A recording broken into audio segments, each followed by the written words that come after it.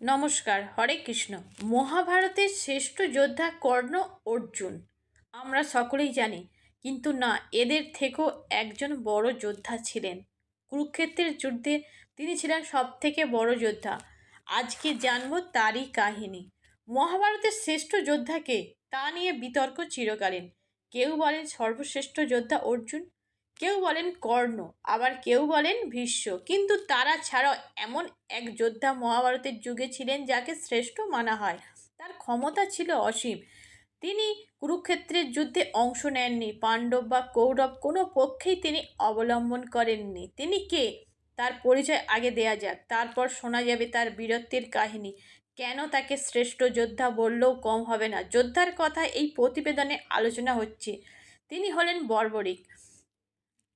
তিনি ছিলেন ঘটোৎকচের পুত্র, অর্থাৎ ভীমের পুত্র। বর্বরিক মাতৃ পরিচয় নিয়ে দ্বিমত রয়েছে।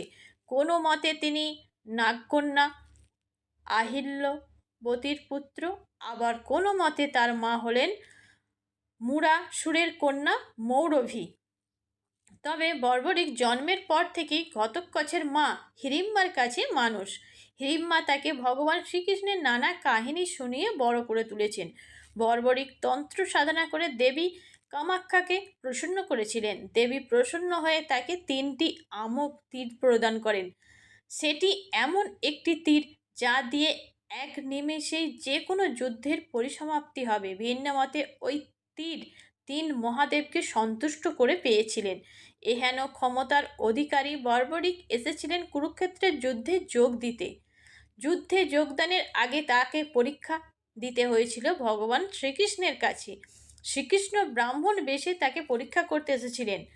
বর্বরিকের কাছে এসে তিনি 3টি আমক তীর সন্ধান সম্পর্কে জানতে চান।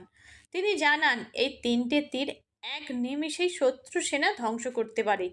শ্রীকৃষ্ণ তখন তাকে দেখাতে বললেন। সেই জন্য কৃষ্ণ তাকে একটি বৃক্ষের কাছে নিয়ে যান।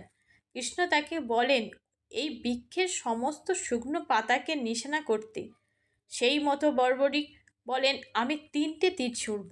প্রথম তীরে সব শুকনো পাতা নিশানা করব, দ্বিতীয় তীরে সবুজ পাতাগুলি চিহ্নিত করব, আর তৃতীয় তীরে প্রথম নিশানা করা সব পাতা ছিন্ন করব।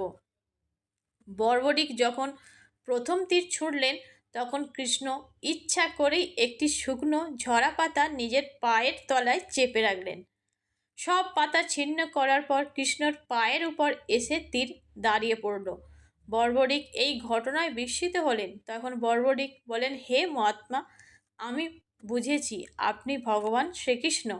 আপনার পা সরিয়ে নিন। পায়ের তলায় পাতা ছিন্ন করতে উদ্যত এ তীর।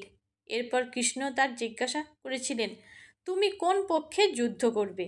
বর্বরিক বলেন, আমি সেই পক্ষেই যুদ্ধ করব যে পক্ষ দুর্বল। আমি মাতাকে কথা দিয়েছি সদা দুর্বলের পক্ষ নেব। কিন্তু যুদ্ধক্ষেত্রে তোমার মতো পরাক্রমী থাকলে তো অপরপক্ষ দুর্বল হয়ে পড়বে। তখন তুমি কি করবে?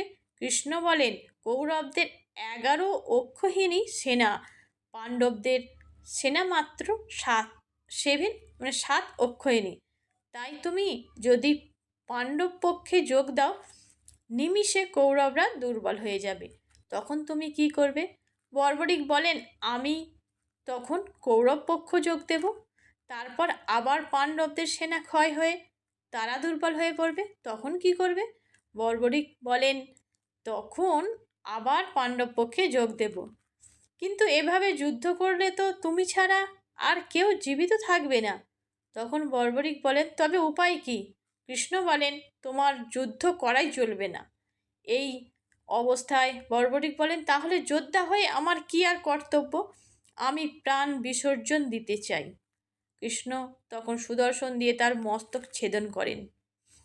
কিন্তু তার মস্তকে তখন প্রাণ ছিল, কারণ তিনি কৃষ্ণের কাছে অনুরোধ করেছিলেন যে তিনি যুদ্ধ করতে চান, দেখতে চান কুরুক্ষেত্রের যোদ্ধাদের পরাক্রম। যুদ্ধ শেষে কুরুক্ষেত্র যুদ্ধজয়ী পাণ্ডবদের নিয়ে কৃষ্ণ এসেছিলেন বর্বরিকের কাছে। তাকে প্রশ্ন করা হয়েছিল, তিনি কার পরাক্রম দেখলেন এই যুদ্ধে?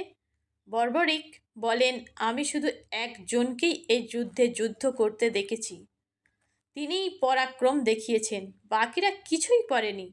তিনি হলেন ভগবান শ্রীকৃষ্ণ। ভীষ্মের সরসজ্জা থেকে কর্ণের বধ, সব কিছুর পিছনে একজন, তিনি হলেন স্বয়ং শ্রীকৃষ্ণ। এখানে উল্লেখ্য, বর্বরিকের কাহিনী মহর্ষি বেদব্যাসকৃত মহাভারতে উল্লেখ নেই, কিন্তু অন্যান্য মহাভারতে বা বিস্তারিত রয়েছে। অন্যান্য সংস্করণে তা বর্ণিত হয়েছে বা গুরুত্ব সহকারে। রাজস্থানে মন্দিরও রয়েছে বর্বরিকের।